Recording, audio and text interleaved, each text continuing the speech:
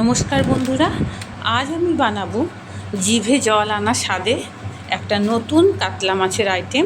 সেটা হচ্ছে ক্ষীরোদ কাতলা। তো রেসিপিটা পুরোটা দেখো, খুব ভাল লাগবে আর অবশ্যই একবার বানিয়ে খেও। তো প্রথমেই দেখো, কাতলা মাছটা আমি নুন, হলুদ আর অল্প গোলমরিচের গুঁড়ো দিয়ে 10 মিনিট ম্যারিনেট করে রেখে দেবো। এখানে তোমার হলুদটা তোমরা নাও দিতে পারো, তো আমি একটু হলুদ দিয়েছি, কারণ হলুদ না দিলে আমার ঠিক ভালো লাগে না। আর এখানে দেখো, আর লাগবে 2 চামচ টক দই, তার মধ্যে একটু গোলমরিচ গুঁড়ো আর 1 চামচ কর্নফ্লাওয়ার। যদি তোমাদের কাছে কর্নফ্লাওয়ার না থাকে তাহলে তোমরা 1 চামচ ময়দাও দিতে পারো, যাতে একটু থিকনেস হয়।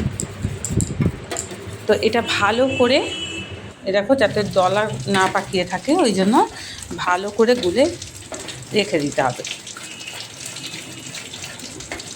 দেখো, ভালো করে এটা গুলে নিয়েছি, এই যে এরকম স্মুথনেস হবে। আর এখানে লাগবে লঙ্কাটা তোমরা যে যেমন খাও সেরকমই দেবে। আর আমি একটা গোটা বড় পেঁয়াজ দিয়েছি আর একটা টমেটো। এখানে কিন্তু আদা রসুনের কোনো ব্যবহার হবে না। আর এখানে দেখো, অল্প কাজু আর কিশমিশ নিয়ে নিয়েছে। মাছটা আমার ভাজা হয়ে গেছে, দেখো মাছটা ভেজে আমি তুলে নিয়েছি। এবার ওই তেলের মধ্যেই আমি অল্প ঘি দিলাম আর গোটা গরম মশলা দিয়ে দেখো পেঁয়াজটা দিয়ে দিয়েছি।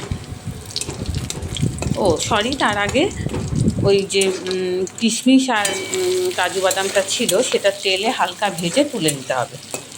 কাজু আর কিশমিশ তোমরা নাও দিতে পারো, দিলে স্বাদটা একটু অন্যরকম হয়। তারপর তেলের মধ্যে দেখো একটু ঘি দিয়ে দিয়েছিলাম, গোটা গরম মশলা দিয়ে পেঁয়াজটা আমি ভেজে নিচ্ছি। এবার ওই পেঁয়াজের মধ্যে আমি লঙ্কাটা ভেজে নেব, তাহলে কিন্তু গন্ধটা খুব ভালো হয়। এবার দেখো, তার মধ্যে আমি অল্প জিরে গুঁড়ো, অল্প ধনে গুঁড়ো আর যে কেটে রাখা টমেটোটা কেটে রেখেছিলাম সেটা দিয়ে দিলাম। তো টমেটোটা যাতে ভালো করে গলে যায়, তো তার জন্য আমি স্বাদ মতো নুন দিয়ে দেবো।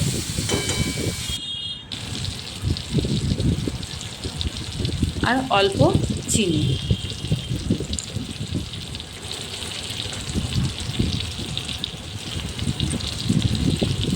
এবার টমেটোটা যতক্ষণ না গলে যাচ্ছে ততক্ষণ কিন্তু নাড়তে হবে।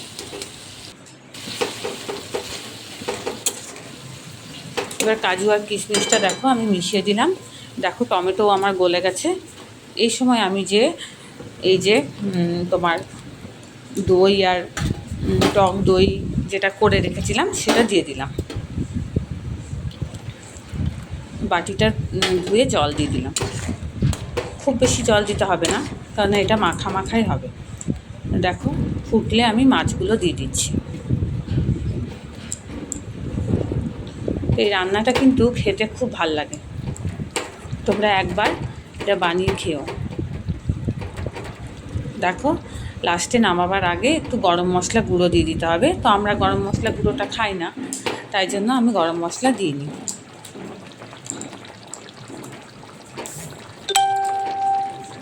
আর এদিকে দেখো বানালাম ঝিঙে আলু ডাঁটা দিয়ে পোস্ত। এই যে ঝিঙে আলু ডাঁটা কেটে নিয়েছি।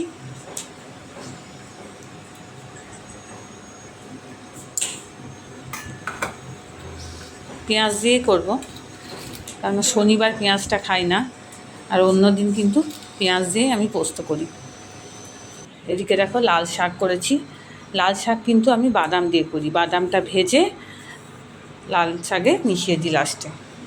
এতে কিন্তু শাকটা খেতে খুব ভালো হয়। দেখো পোস্ত আমার হয়ে গেছে।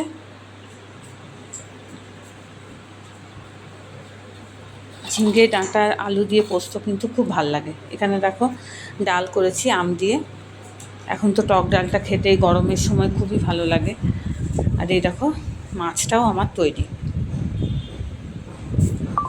তো আমার এই ক্ষীরোদ কাতলার রেসিপিটা তোমাদের কেমন লাগলো অবশ্যই কমেন্টস করে জানিও। আর তোমরা কিন্তু অবশ্যই একবার ট্রাই করে দেখো, খুব ভালো লাগবে খেতে। ভিডিওটা ভালো লাগলে অবশ্যই একটা লাইক কমেন্টস করে দিও। সবাই খুব ভালো থেকো, ধন্যবাদ।